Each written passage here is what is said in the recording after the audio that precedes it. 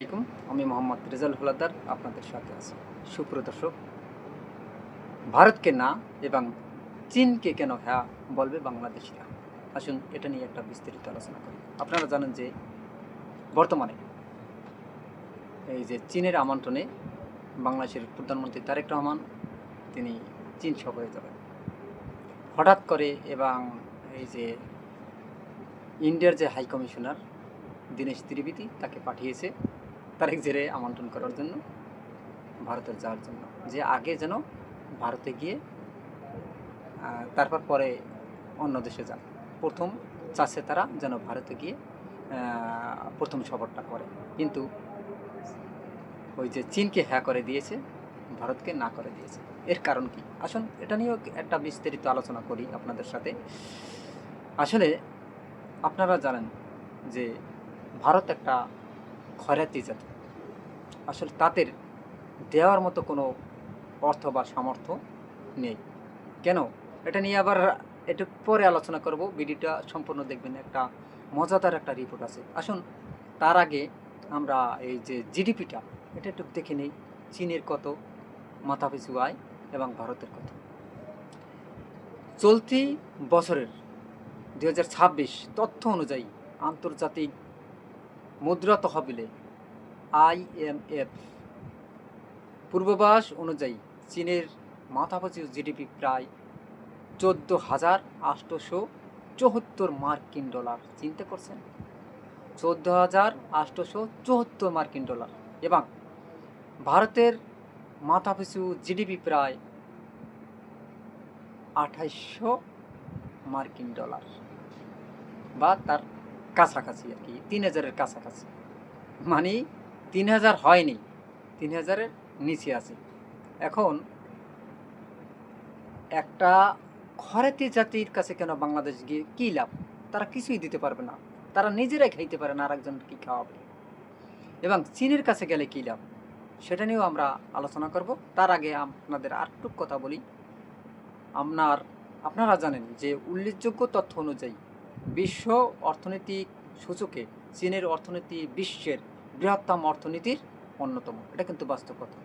এবং সামগ্রিক অর্থনৈতিক আকারের দিক থেকে চীনের মাথাপিছু আয় ভারতের চেয়ে প্রায় ৫ গুণ বেশি। চিন্তা করছেন? ভারতের চেয়ে ৫ গুণ বেশি।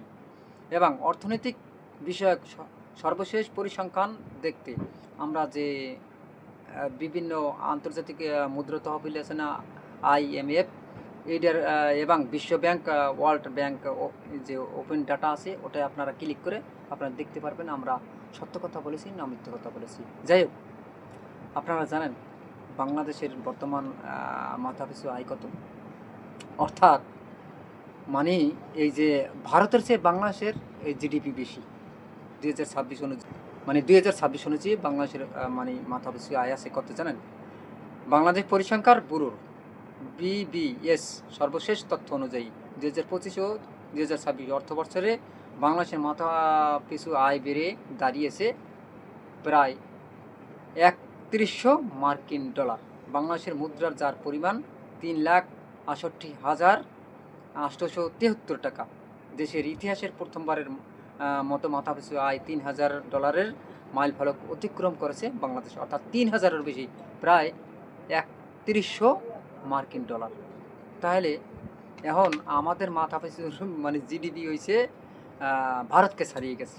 তাহলে আমরা ওই খয়রাতির জাতির কাছে কেন যাব? ভারতের কাছে কেন যাব? একদম সিম্পল কথা। আমরা যদি বেছে নেই, আমরা চীনকেই বেছে নেব। এর কারণগুলো কেন তাও আপনাদের সাথে মানে শেয়ার করি। এর কারণ হয়েছে মানে এই যে বাংলাদেশে যত বিনিয়োগ দেখেন, বড় বড় এই যে মেগা প্রকল্পগুলো, এই যে আপনার পদ্মা সেতু কে করেছে জানেন? চীন। সাবেক প্রধানমন্ত্রী শেখ হাসিনা বলছে না যে নিজেদের অর্থায়নে? না ভাই, একদম মিথ্যা বানোয়াট কথা বলেছে। এখনও সে টোল কিন্তু নিতে আছে, চীন নিতে আছে। এবং এই যে বাংলাদেশের যত মেগা প্রকল্প, যে রাস্তাঘাট, ব্রিজ, কালভার্ট নির্মাণ যেটি হচ্ছে, প্রত্যেকটা জায়গায় টোল নিচ্ছে কারা? চীন। আমি অনেক আগে চট্টগ্রাম গিয়েছি, আজ থেকে এই ২ বছর আগে, বেশি কথা না। 2 বছর আগে আমি কাশপুর দিয়ে যাওয়ার সময় দেখি 2টা ব্রিজ হয়েছে। আমি তো চিনতেই পারি না কাশপুর কী এরকম হয়ে গেল কেন, কীভাবে? পরে শুনলাম যে এই চীনের অর্থায়নে এই ব্রিজগুলো হয়েছে। এবং চট্টগ্রামের যে রোডগুলো এত ভিআইপি হয়েছে, আগে গেছি ভাঙ্গাচুরার কোনো অভাব ছিল না। পরে আমি জানলাম কি এই রাস্তাগুলো কাজগুলো কারা করে? কয় সব চীনের অর্থায়নে। মানে হাজার হাজার কোটি টাকা চীন বিনিয়োগ করেছে বাংলাদেশ। ভারত কয় টাকা করেছে?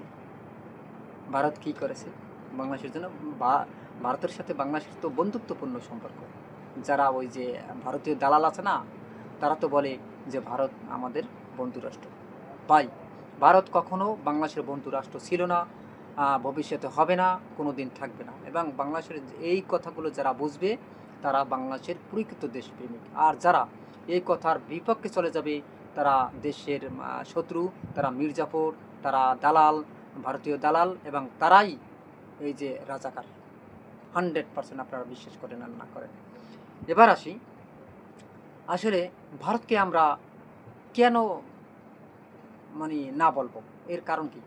সব সময় একটা জিনিস আপনারা খেয়াল করবেন যে ভারত বাংলাদেশকে সব সময় শোষণের চেষ্টা করে, দেওয়ার চেষ্টা না, কোনো সময় নেওয়ার চেষ্টা করে।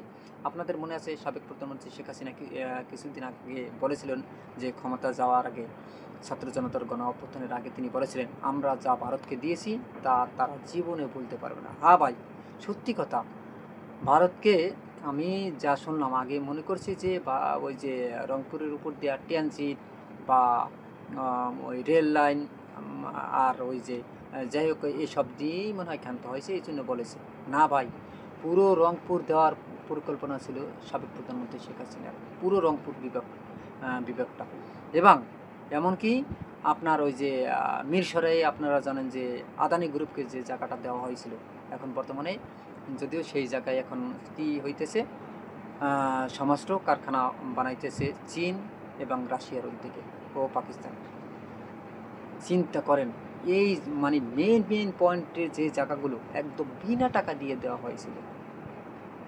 যদিও বাংলাদেশের ভালোই হয়েছে, আদানি গ্রুপের কাছ থেকে এগুলো ছিনিয়ে নিয়েছে ওই যে অন্তর্বর্তীকালীন সরকার, সব কিছু নিয়ে গেছে। কারণ এটি বাংলাদেশেরই সম্পদ ছিল। ওই যে যেগুলো করছে বাংলাদেশের অর্থনীতি করছে। তাহলে আমার কথা হলো, যারা মানে আওয়ামী লীগ করে বা রাজনীতি করে, আমি আসলে কোন দল করে সেটা আমি বড় কথা এদিকে বলবো না। আসলে আমরা এই যে দেশ বিক্রির রাজনীতি এটি কেন করবো ভাই? আপনি এই দেশে জন্মেছেন, আপনি এই দেশকে ভালোবাসবেন, এই দেশের মানুষকে ভালোবাসবেন, এটাই তো স্বাভাবিক। তাহলে আপনি কেন ভারত প্রীতি করবেন? যে দেশ হয়েছে খরাতি জাতি, যাদের জিডিপি বাংলাদেশের চেয়েও কম, তাদেরকে কেন? হ্যাঁ, আমরা যদি বন্ধুত্বপূর্ণ সম্পর্ক করতে চাই, টেক অ্যান্ড গিভের যে ঘটনাটা সেটি আমরা করব। তারা দিবে, আমরা নিব, আমরা দেব, তারা নিব, তবে বিনিময় হবে। এবং আমরা দিমু খালি, তারা নিতেই থাকবে, না, এটা তো হবে না। বিনা শুল্কে আপনাদের পোটো ব্যবহার করতে দেওয়া হয়েছে ভারতকে। দেখেন, এরকমের বলদ কিসিমের আসলে প্রধানমন্ত্রী আমরা জীবনে দেখিনি। তবে বলতে পারেন শেখ হাসিনা থাকতে কি দেশের কোনো উন্নয়ন হয় নাই? হয়েছে। ওই যে চীনের সব অর্থায়ন চীনের, তারপরে আবার ভারতের কথা শোনা লাগতো, তার যদি না শুনতো ক্ষমতার গদি থাকতো না। যাই হোক, এই ব্যাপারগুলো যখন ছাত্র জনতারা বুঝতে পেরেছে, তখন কিন্তু ইয়ং জেনারেশনরা রাস্তায় নেমেছে এই শেখ হাসিনাকে তাড়ানোর জন্য। এখন অনেকে বলে যে শেখ হাসিনা আজ আসবে কাল আসবে, আমার মনে হয় না। কারণ তাদের রাজনৈতিক কেরিয়ার একদম নিজেরাই ধ্বংস করে ফেলেছে কিছু কিছু কারণে। আর তারা বাংলাদেশে আর কোনো দিন আসতে পারবে কিনা আমার জানা নেই। তবে আমরা এই প্রসঙ্গে আসবো না, তবে আমরা প্রসঙ্গ আসবো যে ভারতকে কোনো দিনই বাংলাদেশকে প্রশ্রয় দেওয়া উচিত না, এটা 100%। কারণ ভারত বাংলাদেশের বন্ধু না, ভারত বাংলাদেশের শত্রু, চীন বাংলাদেশের বন্ধু। আমরা চীনকেই বন্ধু হিসেবে নিতে পারি। তবে যে যাই বলেন, চীনকে যদি আপনি পাশে রাখেন, তাহলে আপনার অর্থনীতিও খুব দ্রুত গতিতে বেড়ে যাবে, এবং আপনিও ওই যে ভারতের চেয়েও অনেক এগিয়ে যাবেন। এবং যদি আপনি ভারতকে কাছে রাখেন, তাহলে আপনি একদম তলানিতে চলে যাবেন। সুপ্রিয় দর্শক, এখন আপনার মতামত কি? আপনি বন্ধু হিসেবে কাকে নেবেন, ভারত না চীন? অবশ্যই আপনার মতামতগুলো কমেন্টে জানান এবং এরকম নতুন নতুন ভিডিও পেতে বাংলা নিউজ 24-কে সাবস্ক্রাইব করুন, লাইক ও শেয়ার দিয়ে সবাইকে দেখার সুযোগ করে দিন। সে পর্যন্তই। আসসালামু আলাইকুম রহমতুল্লাহি ওয়া বারাকাতুহু।